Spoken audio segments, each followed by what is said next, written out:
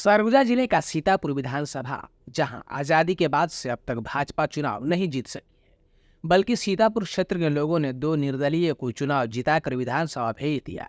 यह सीट कांग्रेस के प्रभाव वाला है और यहां से लगातार कांग्रेस के प्रत्याशी चुनाव जीतते रहे हैं। पिछले 2 दशक से इस सीट पर कांग्रेस के अमरजीत भगत लगातार विधायक बनते रहे हैं। यह चौथी बार है जब सीतापुर से विधायक अमरजीत भगत 2018 के चुनाव में भारी मतों से विजयी होकर विधानसभा पहुंचे और कांग्रेस की सरकार में खाद्य मंत्री बन गए। हालांकि सीतापुर से विधायक अमरजीत भगत मूल रूप से सरगुजा जिले के पार्वतीपुर गांव से ताल्लुक रखते हैं। यही कारण है कि अब क्षेत्र में स्थानीय एवं बाहरी की बयार बहनी शुरू हो गई है।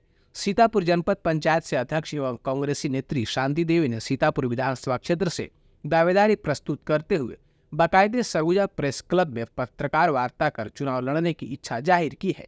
उन्होंने पत्रकार वार्ता के दौरान जहां स्थानीय एवं बाहरी का मुद्दा उठाया, तो वहीं दूसरी ओर सैकड़ों पन्ने के दस्तावेज प्रस्तुत करते हुए कहा कि सीतापुर, बतौली, मेन पाटी एवं अंबिकापुर क्षेत्र के सैकड़ों वर्तमान एवं पूर्व सरपंच, जनपद सदस्य, जिला पंचायत सदस्य एवं विभिन्न समाजों के पदाधिकारियों के साथ साथ महिला समूह व संगठन का समर्थन उनके साथ है। शांति देवी ने पत्रकार वार्ता के दौरान विधायक एवं प्रदेश के मंत्री अमरजीत भगत पर बाहरी लोगों को संरक्षण देने एवं स्थानीय आदिवासी नेतृत्व एवं कांग्रेस के स्थानीय दमदार चेहरों को पिछले 20 वर्षों से लगातार किनारे करने का आरोप भी लगाया है। बहुत दिन से कांग्रेस पार्टी में जुड़कर अपना कार्य करते आ रही हूँ और महिला नेतृत्व में मैं हमारे सीतापुर विकास खंड में ब्लॉक कांग्रेस महिला का भी अध्यक्ष रही हूँ और अभी जनपद का अध्यक्ष हूँ। तो मैं बहुत दिन के प्रयास के बाद और अभी जो 2023 के जो चुनाव के प्रक्रिया में हमारे मुखिया, प्रदेश के मुखिया राहुल गांधी जी, सोनिया गांधी जी और प्रियंका गांधी जी, शैलजा जी जो हमारे छत्तीसगढ़ के कांग्रेस महासचिव जी हैं, उन्होंने भी महिला सशक्तिकरण का जो उन्होंने बात उठाया, तो हमारे दिमाग में आया कि हम भी कम से कम हस्ताक्षर अभियान चलाएं और कुछ जानकारी दें ऊपर में, और सभी के लिए मैं अपना जानकारी भेजी हूँ।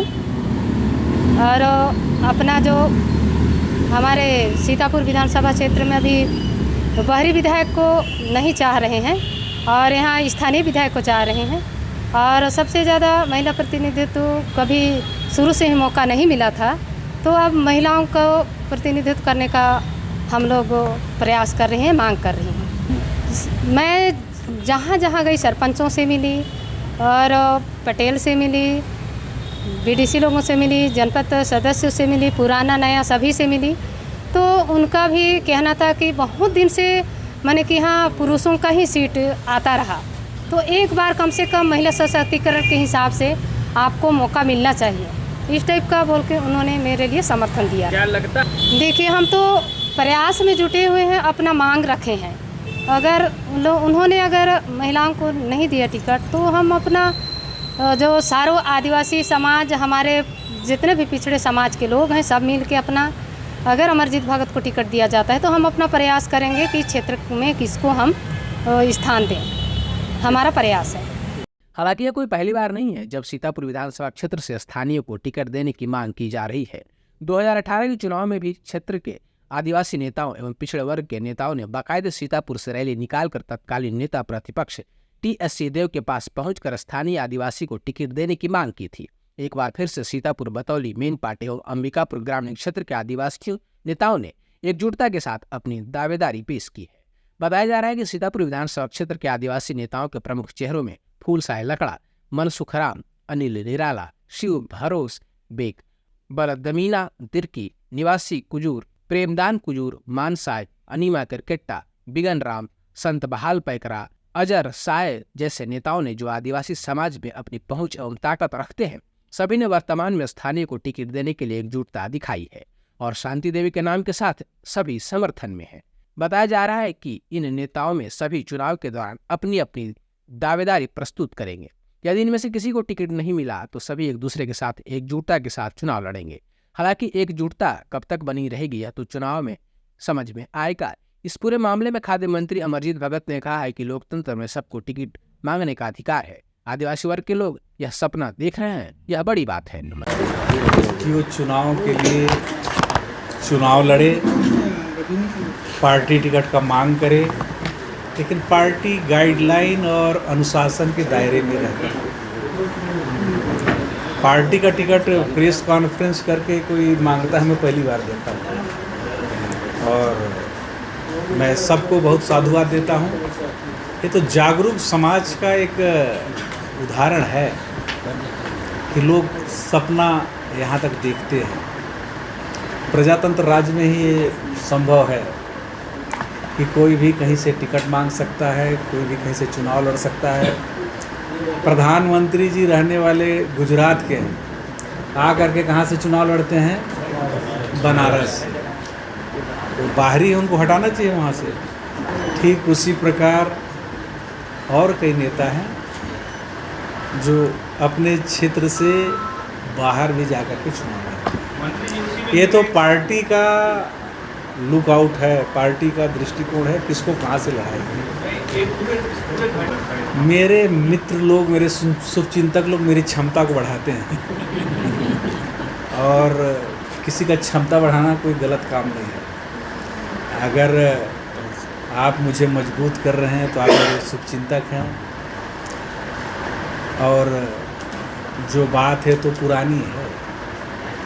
अब तो एक समय था जब बोलते थे, गाना बजता, तुम तो ठहरे परदेसी साथ क्या निभाओगे।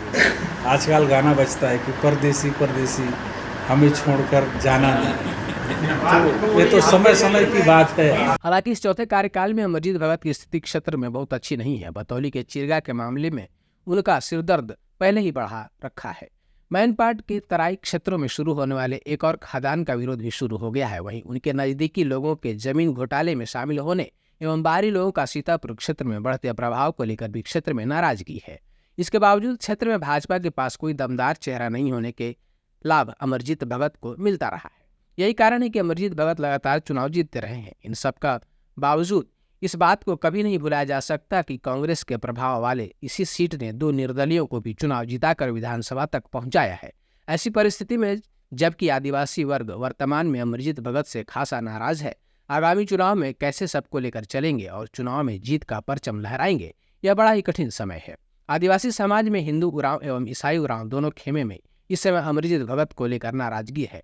कुछ समय पहले ही अंबिकापुर के पीजी कॉलेज ग्राउंड में आयोजित आदिवासियों के सम्मेलन में जब आदिवासी वर्ग ने उन्हें दरकिनार करना चाहा तो भगत ने सीएम बघेल को उस कार्यक्रम में अतिथि बनवाकर अपनी उपस्थिति दर्ज कराई। जबकि अब दूसरी बार फिर से आदिवासी सम्मेलन में सीएम बघेल को बुला रहे हैं। उरांव मतदाता बाहुल्य क्षेत्र में आदिवासी वर्ग की नाराजगी लेकर चुनाव जीतना अमरजीत भगत के लिए मुश्किल है। ये सच है कि आज़ादी के बाद से 1952 से लेके 2018 तक निश्चित रूप से भारतीय जनता पार्टी, चाहे वो जनसंघ हो, जनता पार्टी हो, भारतीय जनता पार्टी हो, हमारी पार्टी खाता नहीं खोल पाई। इसके बहुत रीजंस हैं कि ये इतिहास बताता है कि जब भी, चाहे वो जनसंघ का ज़माना हो, जनता पार्टी का ज़माना हो, भाजपा का ज़माना हो, हर समय हमारी पार्टी से पार्टी के सिंबल के अलावा 2-3 बागी हमेशा लड़ जाते थे। और उस इलाके का जाति समीकरण ऐसा है कि जब भी हम लोगों ने एक जाति विशेष के लोगों को टिकट दिया तो जिसकी बहुलता है उससे भी बागी लड़ते थे और जो दूसरे नंबर पे जाती है उससे भी बागी लड़ते थे। एक अपवाद है, 1990 में हमारी पार्टी का समझौता जनता दल से था और भारतीय जनता पार्टी और जनता दल के संयुक्त प्रत्याशी के रूप में जिस प्रत्याशी को टिकट मिला उसका हमारी पार्टी के कार्यकर्ताओं ने विरोध किया कि हम इसका सपोर्ट नहीं करेंगे। तो हम लोगों ने ऑफिशियल तो नहीं, अनऑफिशियल राम खिलावन सिंह को, जो 2 पत्ती से लड़े थे, मदद करा के और 1990 का जो चुनाव है भारतीय जनता पार्टी के समर्थन से निर्दलीय प्रत्याशी के रूप में 2 पत्ती के छाप से राम खिलावन सिंह जीते थे। और यदि बात की जाए अभी 2018 का चुनाव कैसा रहेगा? बहुत अच्छा प्रश्न आपने किया और हम आशान्वित ही नहीं, हमको पूर्ण विश्वास है कि इस बार हम लोग सीतापुर विधानसभा चुनाव में पहली बार कमल खिलाएंगे। और जैसा आपने अभी प्रश्न किया, पूछा मेरे से। निश्चित रूप से वर्तमान में जो वहाँ के विधायक हैं, 4 बार के प्रदेश सरकार के खाद्य मंत्री हैं श्री अमरजीत भगत, इनका आलम यह है कि चिरगा प्लांट जहाँ प्रस्तावित है खुलना, उससे लेके आसपास के 12-15 ग्राम पंचायतों में इतना ज़्यादा इनका विरोध है कि मंत्री जी वहाँ घुस नहीं पा रहे हैं। और जहाँ तक आपने बोला बाल्को का जो बॉक्साइट खदान है मैन पार्ट में, चाहे वो बाल्को प्रबंधन वहाँ संचालित कर रहा था, चाहे वो प्राइवेट ठेकेदार संचालित कर रहे थे, इस पूरे मैन पार्ट क्षेत्र की हरियाली और अवैध रूप से बॉक्साइट उत्खनन से वो पूरा क्षेत्र बेतरतीब तरीके से पूरे जंगल वहाँ के उजड़ गए, वहाँ का वातावरण खराब हो गया। और इस खदान के बंद होने से सैकड़ों की संख्या में लोग बेरोजगार हो गए और उसका सारा ठिकरा वर्तमान जो विधायक हैं और जो खाद्य मंत्री हैं इनके सिर फूटेगा। जहाँ तक आपने एक और बात की कि कालीपुर और करदोनी एक क्षेत्र है जहाँ एक और प्लांट की बात हो रही है और इसमें भी जो वर्तमान में कांग्रेस की सरकार है इसमें सहमति है। इस बात को लेके भी अधिकांश वहाँ ग्राम पंचायत और गांव वालों में सरकार और स्थानीय विधायक और स्थानीय उस क्षेत्र के जो मंत्री हैं इनका ज़बरदस्त विरोध है। तो पहली बार हम लोग इस चीज़ का फ़ायदा उठाकर और एकजुटता के साथ, और इस बार हमारी पूरी कोशिश रहेगी और हम इसमें सफल होंगे कि भारतीय जनता पार्टी का कमल के निशान से सिर्फ एक प्रत्याशी चुनाव लड़ेगा और हम अमरजीत भगत को 2023 के इस नवंबर के चुनाव में अवश्य पराजित करेंगे। पत्रकार वार्ता करने वाली जनपद अध्यक्ष शांति देवी ने कहा कि वे बचपन से वर्तमान उप मुख्यमंत्री टी.एस. सिंहदेव के बारे में अपने परिवार के पुराने पुरखे से सुनते आ रहे हैं। मंत्री अमरजीत भगत से मेरी कोई व्यक्तिगत बैर नहीं है। राजनीति में आने के बाद सरपंच से जनपद अध्यक्ष तक का सफर तय किया है। अब इनकी इच्छा क्षेत्र के विकास और क्षेत्र के लोगों के हित के लिए विधायक बतौर काम करने की है। अमरजीत भगत को कांग्रेस से टिकट मिलता है और उन्हें प्रत्याशी बतौर पार्टी सामने नहीं लाती है, तब भी वे अपने समर्थकों के साथ कांग्रेस पार्टी में रहकर उनका विरोध करेगी। समय अनुसार चुनाव बहिष्कार जैसी स्थिति बन सकती है। क्षेत्र में कई तरह की बात आगामी चुनाव को लेकर चल रही है। हालांकि स्थिति क्या रहेगी यह तो समय बताएगा। फिर भी कांग्रेस के नेताओं का कहना है कि सरकार ने काम किया है जिसका परिणाम जीत के रूप में मिलेगी। देखिए, सीतापुर क्षेत्र मूलतः कांग्रेसी क्षेत्र है।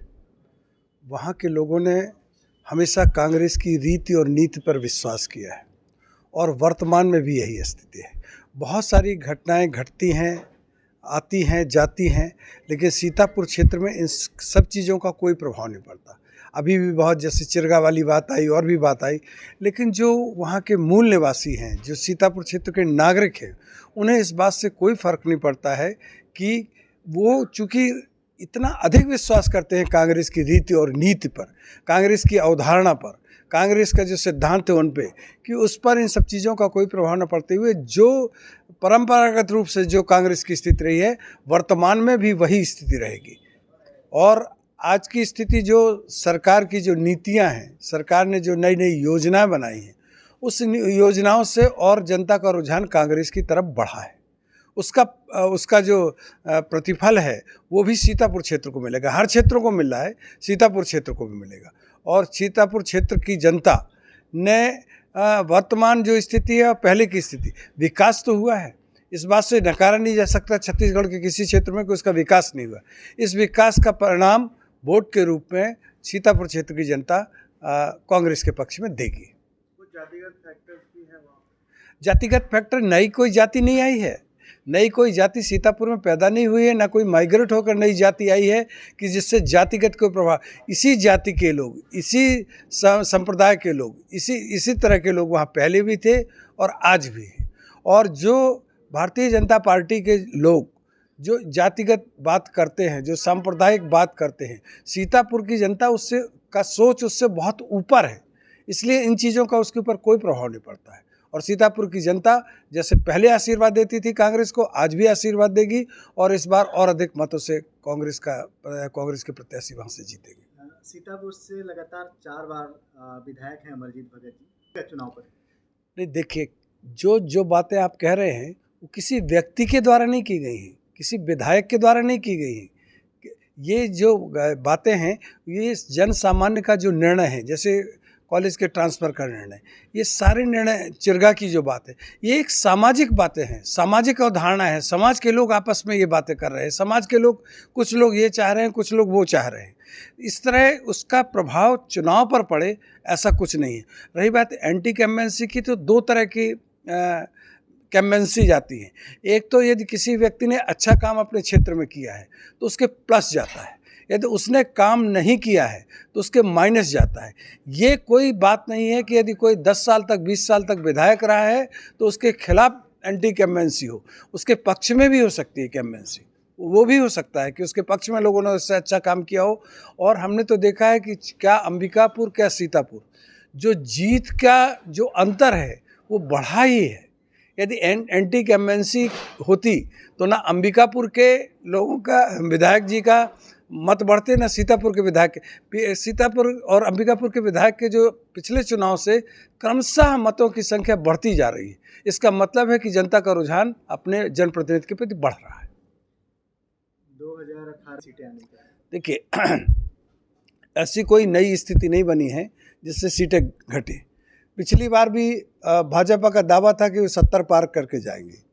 आज भी भाजपा का दावा है कि नहीं, कांग्रेस की सीटें घटेंगी, लेकिन वास्तविकता ये ऐसा कुछ नहीं है।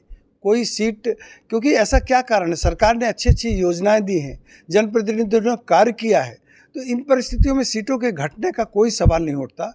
रही बात की, जो एक बात ज़रूर है कि यदि सरगुजा क्षेत्र के जो जनप्रतिनिधि हैं और प्रदेश के जो जनप्रतिनिधि हैं उनमें सामंजस्य बढ़ता है, यदि बढ़ जाता है तो सीटों की संख्या और अधिक बढ़ जाएगी।